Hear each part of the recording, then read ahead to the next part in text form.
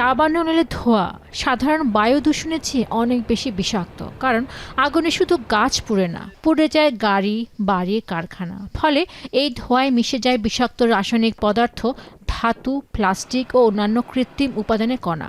বিশেষজ্ঞদের মতে এটি শুধু ফুসফুস নয়, দীর্ঘমেয়াদে সারা শরীরে মারাত্মক প্রভাব ফেলে। আর এই ধোঁয়া কয়েক সপ্তাহ ধরে বাতাসে ভাসতে পারে এবং হাজার হাজার মাইল দূরেও ছড়িয়ে পড়তে পারে।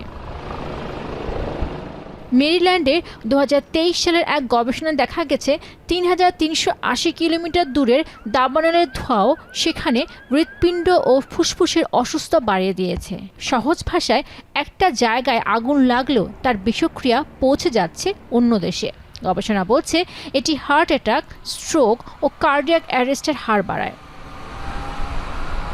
যুক্তরাষ্ট্রের ইউনিভার্সিটি অফ ক্যালিফোর্নিয়ার গবেষক কিথ পেইন বলেছেন, সুস্থ মানুষের মধ্যেও এর প্রভাবে গলা ব্যথা, অতিরিক্ত কফ, কাশি ও মানসিক বিভ্রান্তি দেখা দিতে পারে। তবে এর চেয়েও মারাত্মক বিষয় হলো ক্যান্সার ও ডিমেনশিয়ার ঝুঁকি। এছাড়া 2026 সালে মার্কিন এক গবেষণায় দাবানলের ধোঁয়ার সংস্পর্শকে ফুসফুস, কোলোরেক্টাল, স্তন, মূত্রাশয় ও রক্তের ক্যান্সারের ঝুঁকি বৃদ্ধির সঙ্গে অন্তর্ভুক্ত করা হয়েছে। শুধু তাই নয়, গর্ভবতী মায়েদের জন্য এটি আরও ভয়াবহ।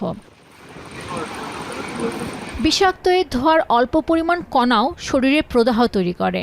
শিশু, বয়স্ক এবং যাদের আগে থেকে শ্বাসকষ্ট বা হৃদরোগ আছে তারা সবচেয়ে বেশি ঝুঁকিতে। বিশেষজ্ঞরা আরও বলছেন, দাবানলের সময় N95 মাস্ক ব্যবহার করতে হবে এবং অপ্রয়োজনে বাইরে যাওয়া যাবে না। বিশেষ করে দৌড়ঝাঁপ বা ভারী কাজ করা যাবে না। তবে মাস্কও শতভাগ নিরাপদ নয়।